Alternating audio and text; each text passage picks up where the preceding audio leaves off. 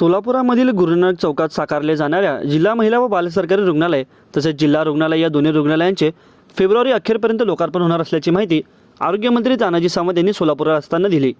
शनिवारी दुपारी आरोग्यमंत्री सावंत यांनी रुग्णालयात भेट दिली असता बांधकामाची पाहणी केली। काही दुरुस्ती देखील त्यांनी सुचवल्या। आवश्यक उपाययोजना लवकरात लवकर करण्याच्या सूचना त्यांनी PWDला अधिकाऱ्यांना दिल्या असून मेडिकल फर्निचरची कामे युद्धपातळीवर सुरू असून नवीन भरती देखील सुरू होणार आहे। 29 फेब्रुवारी अखेर दोन्ही रुग्णालयाचे रुग्णसेवेत दाखल होतील असेही त्यांनी यावेळी सांगितले।